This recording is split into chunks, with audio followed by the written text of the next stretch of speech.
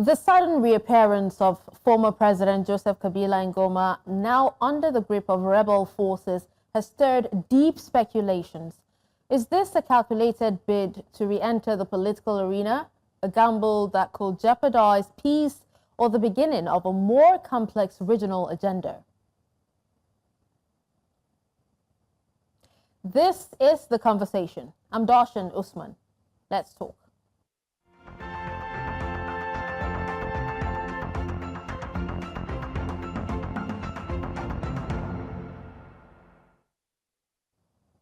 Now, former Democratic Republic of Congo President Joseph Kabila's sudden return to Goma, an M23 rebel-influenced region, has reignited political tensions just days after the Senate lifted his immunity, opening the door to criminal charges including treason and alleged rebel collaboration.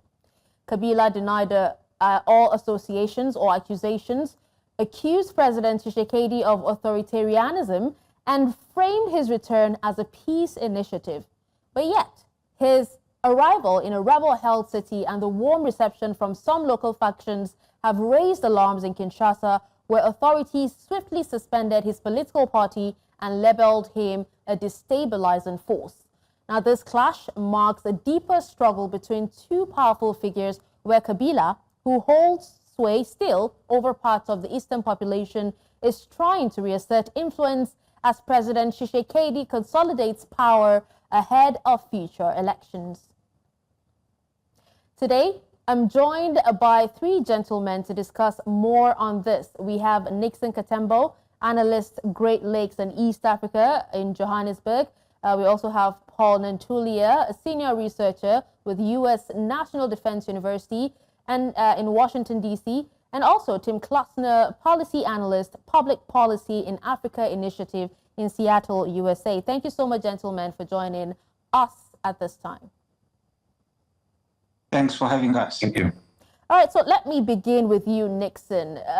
What do you think is the primary motivations, first of all, behind Joseph Kabila's return to Goma after 2 years in exile, also considering the city is under M23 rebel control? Well, there are several factors that lead to Kabila's return to Goma.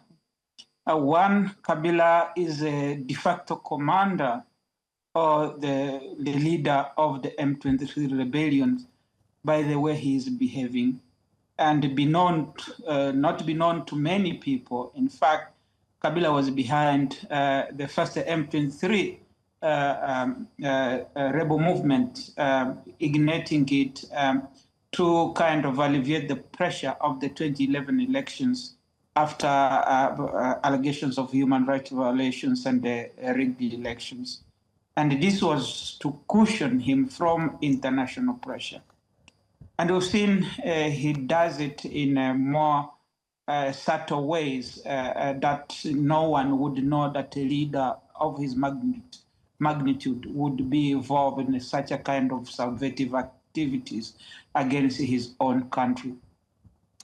The second aspect that we should look at is the failure, a colossal failure of the government of Kinshasa in putting in place systems that safeguard the security and the well-being of the people of the DRC, despite Tshisekedi's election campaign telling the Congolese people that he's going to protect them, and using a pretext to say, like Rwanda, although Rwanda is known to be involved in DRC, but also not fulfilling the aspirations, the wishes of the people of the Congo for good governance, but rather we see a Tshisekedi government that is in tune with itself in terms of self-enrichment and enriching those who are around him, massive corruptions that have been talked about,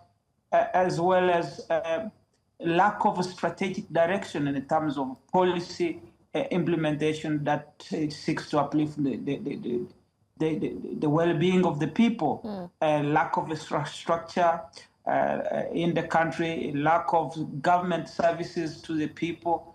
These are failures that motivating, I think, Kabila's return in a way, riding on those aspects and the political division that have, emerged in the Congo out of the Tshisekedi regime, but also the other aspect of he himself, surrounding himself by his own people and alienating every other political player. And the last, and which is now a sort of a fringe and also a bigger motivations, is Kabila's loss of influence in terms of his own interest in the DRC, particularly the version of his investment. For example, the attack on his personal place like farm Kingakati, to which pundits and many observers in Kinshasa have said that he personally invested over than 400 million in that particular. Okay, all right. Now let's hear from Paul on Kabila's homecoming. Paul, do you agree with all that Nixon has actually said as regards the reason for or the motivations behind Kabila's return? Well, first of all, thank you very much for having me back on the show, and it's an honor and a privilege to be sharing the platform with my other two colleagues that are in the program. Look, I think three things here. First is I think former President Kabila's return to the Congo in the rebel-held area of Goma, it reflects a rupture of the political class in the country. There's clearly a rupture because these two leaders were former allies. And in fact, many people have correctly pointed out that Tshisekedi's rise to power was facilitated almost single-handedly by his predecessor. So I think it represents a rupture of the political class and a continuing rupture in political consensus at the highest levels in Congo, and that has fueled conflicts, armed conflicts and rebellions that we have seen in the past. This is essentially a cycle that we have seen, a devastating cycle of Congolese politics. So I think that's the first thing that it represents. The second thing that it represents is the potency of the M23 rebellion, right? The last time we saw the M23 taking territory, which was back in 2012, it didn't hold those territories for too long. It was not as capable as it is today. It was not as sophisticated, and it was not as large. Secondly, it was not as well armed. But right now, Goma fell at the beginning of the year, and the M23 rebels have managed to keep it as a stronghold. Together with the other regions that they have seized. So I think this is another dynamic that is definitely going to be impacted by what we see currently in the DRC, i.e., Kabila has injected himself into a very potent rebellion. The third element is Kabila represents an important constituency in the country that has from time to time been at odds with the central authorities in Kinshasa. Katanga is a strategically important province in the country. It's a make or break province in the country. It is part of the mining heartland in the Congo. And Katangi's rebellion and Katangi's anti-government activity throughout Congolese history have been very potent, very potent. So if indeed Kabila continues to hold sway, because the Kabila family has held sway in Katanga province for a very long time, if that leads to a rupture of Katanga, and we then begin to see Katangi's elements becoming part of the M23 enterprise, then it could be a very serious, from a strategic and from a military standpoint, this could have a very serious impact on the crisis. So it's all the more reason for these three factors that I've cited, that international efforts to try and bring an end to the crisis as quickly as possible need to be ramped up. Okay. Now, let's hear from Team. Team, you've heard Nixon say that Kabila is the de facto commander of M23 by the way he is behaving. And also, you've heard Paul talk about how he has inserted himself with or in the rebellion. Now, the Congolese Senate voted overwhelmingly, that's 88-5 to lift Kabila's immunity. How credible would you say are the allegations linking Kabila to the M23 rebels? I think for Felix Tshisekedi, in terms of maintaining his credibility, I think releasing as much evidence as you have to the public as soon as possible, detailing to the fullest extent your evidence against Joseph Kabila is, in my mind, the only way that pursuing legal action against a former president would not result in an escalation in violence. I think this political move against Kabila is somewhat unprecedented. I think it's very easily seen by opponents as an example of executive overreach. And I think that it is for Tshisekedi, who is a candidate who campaigned on an anti-corruption stance. I think it is imperative for him and his camp to disclose the totality of their information, evidence, allegations to the public, relevant authorities, make that available for people to read in order to legitimize what can very easily be seen as a witch hunt against a political rival. Okay. Now, let's come back to you, Nixon. In his recent 45-minute speech, Kabila accused the current government of Tshisekedi of descending into a dictatorship, criticizing the justice system, as being exploited for political ends. What are the implications of such a statement from a former president? I think his statement is very devastating, but also it reflects the hypocrisy within the Congolese political class and political system. In a sense that yesterday was Kabila himself using the very same political system to entrench himself in power and sending other opposition members into exile, including barring the likes of Moise Katumbi to contest power during Kabila's last term, and therefore also using that very power that he held to engineer what now we know as a false election declaration that put Tshisekedi into power, according to Corneille Nangaa, who was then the chairperson of the Independent Electoral Commission and now the coordinator of Alliance Fleuve Congo, the part of the rebel movement.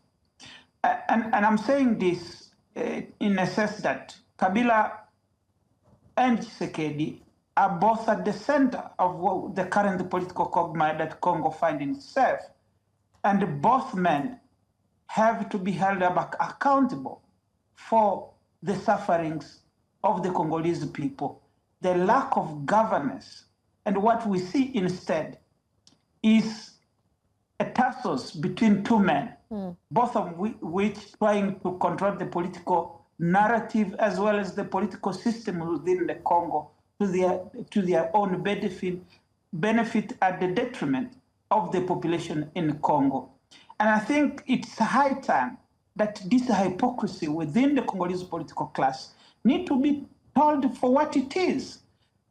It makes no sense to sanitize such that Kabila have a serious diplomatic clout anywhere. I think that this is a disaster about the political system in the Congo and the kind of political culture that have emerged in the country of personalizing politics over and above building the decision of the state and making sure that the country comes first above individual. And that is the disaster for the Congo. Okay. Now, speaking about, the political situation in the DRC, Paul, how has the suspension of Kabila's political party, that's the People's Party for Reconstruction and Democracy, affected the political opposition and democratic processes in the DRC? Look,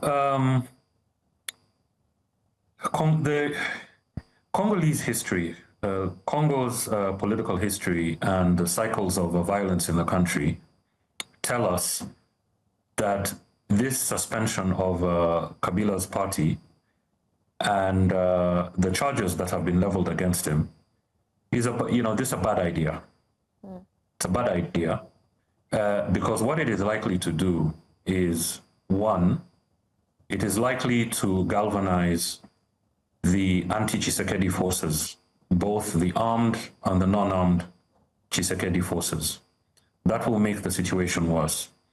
Secondly, it will exacerbate the very tenuous security situation that the Congolese government finds itself in, where effectively it has lost control of its eastern territories. The ability to exercise control, state control over the entirety of the Congolese territory is something that has dogged all Congolese governments going all the way back to independence. So it only reinforces the highly fragile nature of the Congolese government. Number three, the crisis, the multiple crises, repeated crises that the Congo has faced reflect a pattern whereby ethnicity, regionalism, and partisan politics go together. This is a highly explosive mix. So as I mentioned earlier, and as I think as Felix was pointing out, members of Congo's political class reflect and represent and mobilize constituencies on an ethnic and a regional basis. So what all this will create is further tension in the country, and a tension over which the Congolese government's ability to respond to such threats that would also have a military nature to them is highly questionable. And I will just quote what President Thabo Mbeki, who is in Dar es Salaam, was talking about this problem. And he mentioned quite rightly that it will serve to further deepen the ethnic cleavages in the country and the regional cleavages in the country. And this will not help to take the country forward in terms of what is required. What is required in the DRC right now is a genuine, comprehensive, inter-Congolese dialogue without preconditions that address the root causes of the problems in Congo, which are domestic and which have bedeviled that country since independence. And I think Thabo Mbeki is absolutely right, because he was involved in the inter-Congolese dialogue, that was held at Sun City in South Africa. I had the privilege of, at that time, I was working for an organization that was providing technical support for that particular process. So having been in that environment where, right at the heart of the process that Thabo Mbeki was leading, I understand where Thabo Mbeki is coming from. That ultimately this is an internal process, and there has to be the Congolese have to meet each other halfway in a process that is engaged in with full faith, backed by the region, by the international community, and without preconditions. That is the only pathway to peace. And I believe that it is in the interest of the Congolese government, it's in the interest of the M23, it is in the interest of all social and political forces in the country to rally around a second inter-Congolese dialogue. Oh, okay. Now, Tim, coming back to you, Kabila has actually framed his return as a peace initiative, right? Let's look at the significance of his proposed 12-point peace plan. I don't know if you were privy to go through it. While we know that the details of these plan are actually scarce, but Kabila says that he aims to address the conflict in the east. How do you think that this peace plan would influence the ongoing conflict and also the political dynamics within the DRC? I would echo what the other panelists have said, that I think the emergence of a regional leader who's able to galvanize support along ethnic lines is historically a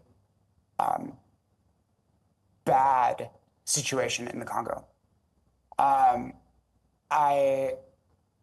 The timing of Kabila's reemergence, I think, is not only, I think, is at an inflection point in near-term Congo politics, just because it potentially derails the Katsuri peace talks. And so that have been in the works for months. And so I can't, in good faith, look at a former president reemerging into the public eye after exiting the public stage and take a peace plan seriously. Oh, okay. All right. This seems like a power play. All right. Heard you there. Let's hear from you, Nixon. Would you take his peace plan seriously? I think, I don't know whether I should call it a facade of a point of a peace plan, because remember, Kabila has been at the center of politics in the Congo since 2001, after the death of his father. He was part of the Congolese dialogue that my fellow panelists mentioned. And many of the discussions that happened in Sun City, some of which were implemented, that could have served the Congo, including the issue of a security sector reform and the implementation of or rather the creation of the decision of the state that live beyond the personal interest politics. But what we saw under Kabila's regime, rather, is not living up to those expectations from the Sun City Accord, but rather marginalizing in the process other political players within the Congo, thus leading to protracted conflict in the East, but also the division within the political ruling class in Kinshasa. So now for him to emerge and come and tell the Congolese people that he has a solution while he failed for 18 years while in power, I think it is a little bit disingenuous. But going forward, I think what is important here is what my fellow panelists said, to have a second inter-Congolese dialogue and put these issues that have been dividing the Congo along ethnic lines, along regionalism, deal with the question of governance in terms of these big man syndromes that the Congo have in its political culture. And you see it in a way, but the way political parties are formed along regional lines. And that is the issue that the Congo have. Okay. So any peace plan or 12-point plan that does not involve all these encompassing issues, that seeks to look at a holistic approach in solving the issues of the Congo, and therefore building a political culture that serves the country, not the individual political class, I'm afraid his 12-point peace plan will be just a mere dream. Okay. All right. Now, just before we go on a quick break, Nixon, still on you. Is it possible for you to tell us how the Congolese government briefly has responded to Kabila's return and his public criticisms? Just briefly, please. Well, they have labeled him as the leader of the rebellion. They have labeled him as conniving with the Rwandese to invade the Congo, and therefore he should be charged for treason. And you cannot, from a leader in excess, charge him for treason. But the question is, will it have solved the issue of the country, the insecurity in the country, the poor governance in the country, the lack of infrastructure, the lack of services to the people, the lack of health care, the lack of proper education system? These are issues that should be at the forefront of any discussions above attacking individual. And I think the government is failing on that front, quite frankly. And what comes to my mind that if they play the man, not the ball, as I would say, what happened to Tshisekedi when he's out of power? Okay. Does the person who comes after him follow him in a manner that he's attacking Kabila? And what becomes of the decision of the state afterwards? Is it for the interest of those who are in power? And I think this is the danger to the Nixon, political class. Yeah, sorry to cut you short, but we'll definitely have to go on that break. When we come back, we would love to find out from Paul his thoughts on, Kabila's peace initiative as well. Do stay with us.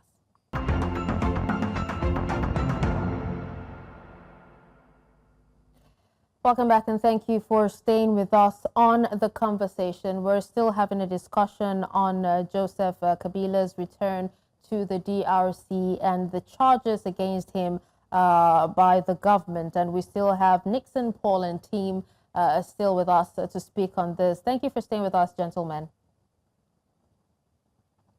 So let me come back to you, Paul. Do you believe in Kabila's peace initiative and his plan to bring back peace to the DRC?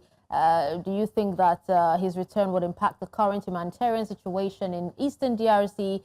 And will it aid peace efforts or exacerbate tensions? Well, let's look at it from the content and the messenger, right?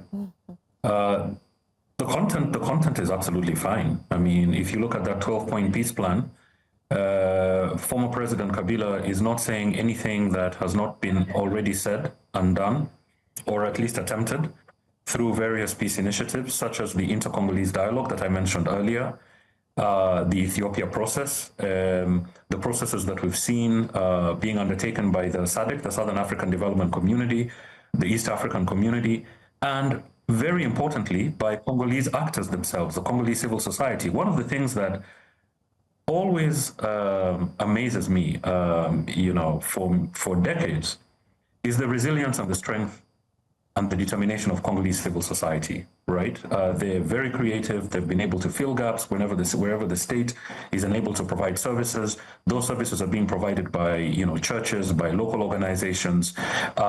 If you look at election missions, right, during elections, Congolese civil society organizations field more election observers than international missions, right? So the Congo does have a very, very strong and very robust civil society, right? What is required is for a peace framework, such as the framework that President Kabila is presenting. That framework needs to come from the bottom up. It needs to come from the bottom up. And the Congolese have done this very many times. Actually, the whole idea of having a national process, right, a sovereign national process that brings all segments of the population together to discuss the problems facing the country, to establish institutions, right, to address those problems and to move the country forward. These are efforts that have actually even been emulated by other countries, right? So the Congolese people do have a very long history, and I think a second inter-Congolese dialogue should not really be an initiative that is pushed forward by the elite. This is something that the Congolese, it's in the DNA of Congolese civil society organizations to conduct these sorts of events. So I would say that again, going back to what we talked about earlier, there's a serious need, there's an urgent need for a second inter-Congolese dialogue, and that inter-Congolese dialogue must be a truly Congolese affair. It must not be another elite pact. You see, Congo has had elite pacts before, and if we continue doing the same thing and expect for different results, this is the definition of insanity. Okay. Now, coming back to you, Tim, with his immunity lifted, Kabila could actually face prosecution for treason and war crimes, definitely. The legal proceedings, on the other hand, will also test the DRC's judicial independence and political stability. How do you think, these legal proceedings, how do you think that these proceedings would unfold? I think it is not entirely, I think it's heavily dependent on the extent to which Felix Tshisekedi is able to provide transparency and substantive evidence to support his claims. I think if you are going to, I think the only way that a legal proceeding against the former president would be seen as legitimate by the population is if at every stage in the process there was a disclosure of massive amounts of information. And I think something that's important is this information is not just in French. This information is disseminated in a variety of languages depending on geographic region. It's like a big part of accessibility and accountability. I think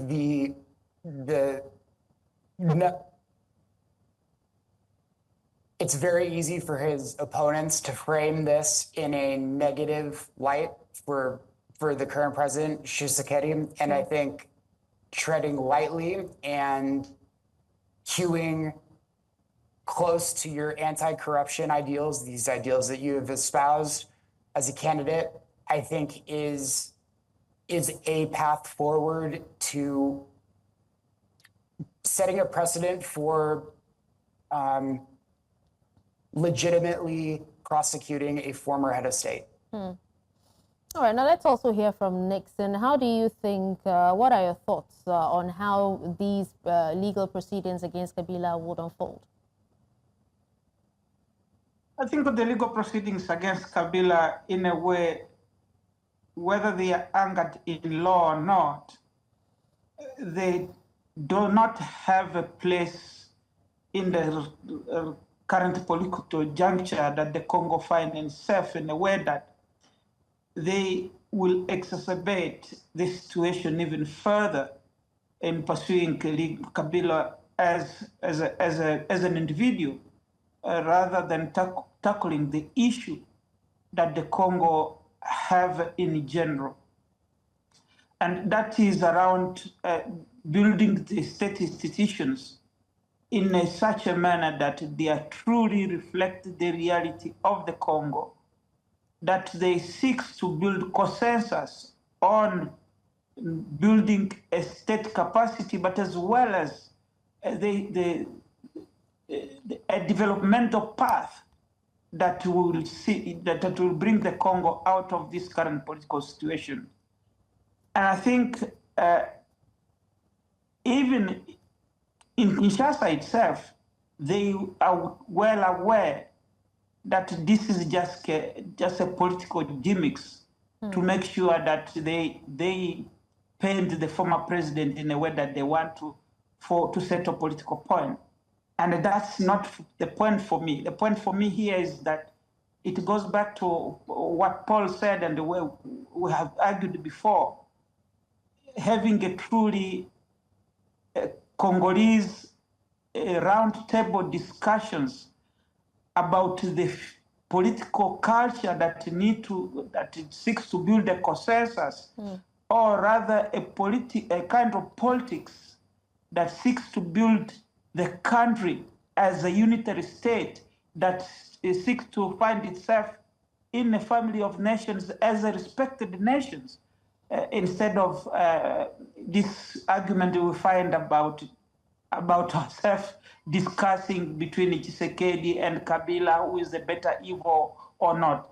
And I think that's the tragedy of the politics of the Congo, in a sense that what if, as I said earlier, Tshisekedi goes out, then someone else comes in and pursues the same legal proceedings against the former president. We've seen it elsewhere before. In a case of if I'm not mistaken, of Zambia, for example, Chiluba went after Kenneth Kaunda, immediately after when Chiluba was out of power. It's I think Levi Mwanawesa who went out after him. This kind of politics need to be looked at with a serious concern, in a sense that they tend to divide more than building the nations.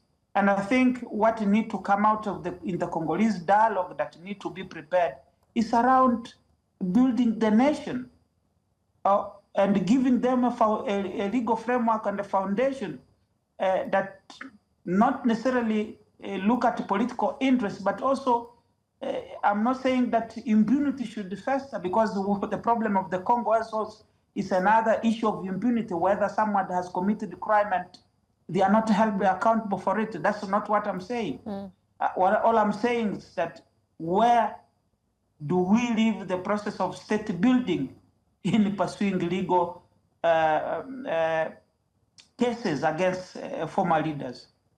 All right. I think I'll pass that question to Paul. Paul, can you answer that question?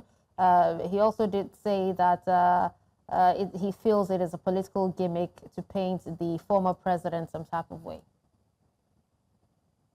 Yes, I think what I would add to that is I would give two pieces of advice. I would start with President Felix Tshisekedi, and my advice to him would be to borrow a leaf from his late father. His late father has gone down as one of the architects of the idea of Congolese democracy. He was a selfless patriot. He gave his all to the country. He was involved in all major processes designed to bring about true, genuine democracy in the Congo with security sector reform. He was one of the key figures that drove the Sovereign National Conference of Congo, which incidentally, the inter-Congolese dialogue, the first inter-Congolese dialogue, was actually modeled after the Congolese Sovereign National Conference that took place in the 1990s, and which unfortunately was not able to reach a successful conclusion because Mobutu overturned it, conducted a constitutional coup against his own government. He scuppered the transitional process, and then the country ended up in a situation of war. But Felix Tshisekedi would do well by borrowing a leaf from his father. And there were huge expectations in the country that Felix Tshisekedi would model a governance style and governance techniques that were informed by his late father and by the UPDS, which has gone down as one of the largest pro-democracy movements that Central Africa had seen. That would be my advice to President Tshisekedi.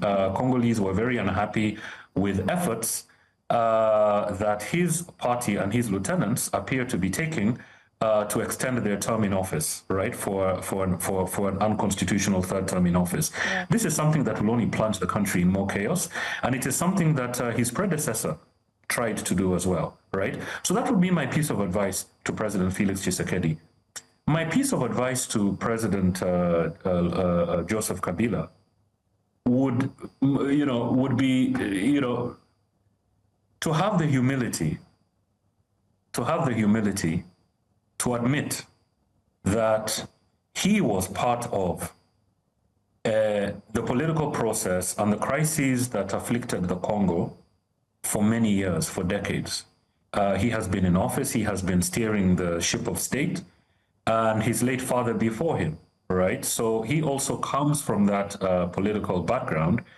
And my advice to him would be is to draw lessons from that process, to engage in a process of introspection, and to ask himself if whether or not he played any role in the crises that Congo found itself in, the repeated cycles of crisis that Congo found itself under his watch. This would be my advice to the two gentlemen. It is not to say that that both individuals would not be involved in finding a solution to the Congo. Clearly, the both of them do have a role to play. President Kabila still has a lot of support in his areas. He's a former president. He does carry a stature. He talks to regional leaders, right? He does have that presence and that stature.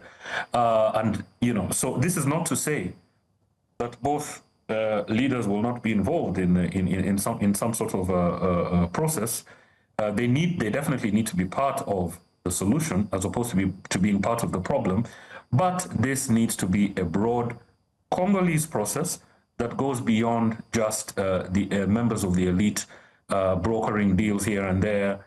And the sorts of things that we have seen happen in the Congo, the kleptocratic type of leadership that the country has had. Congo needs to make a break away from that. These two leaders need to understand that, and they need to be part of a process that leads to a genuine second inter-Congolese dialogue, as my colleagues have pointed out. In general, they need to come together, work together for the peace of the DRC.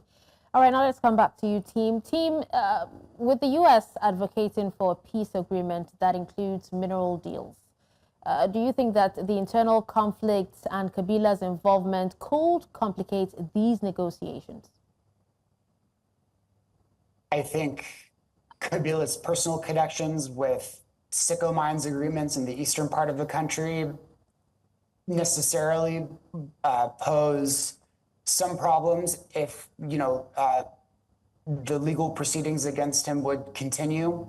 I think he has still the substantial sway such that he can disrupt supply chains in a significant way. And again, I think this is evidence that any sort of enduring peace deal is not going to be one brokered between elites who have competing interests and long-standing economic operations on the ground. This conflict is going to be diffused by a broad-based inter-Congolese dialogue, like my colleagues have talked about, airing of grievances by locals, by people who have been most affected by violence.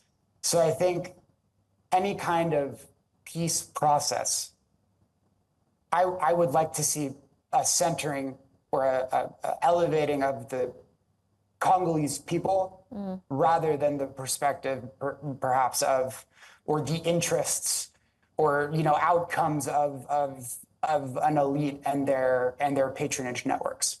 Okay. Well, team, just before we move on, let's have your final thoughts on all of this. Tim? I think, yes, ma'am. I think I would echo what my colleagues have said.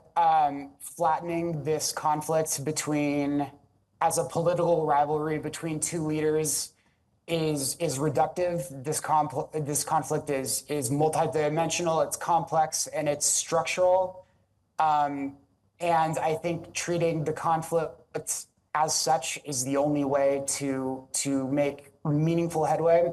I also think a bottom-up approach in which you are engaging the broadest possible cross-section of Congolese society with linguistic mediators and accessibility options such that everybody can participate.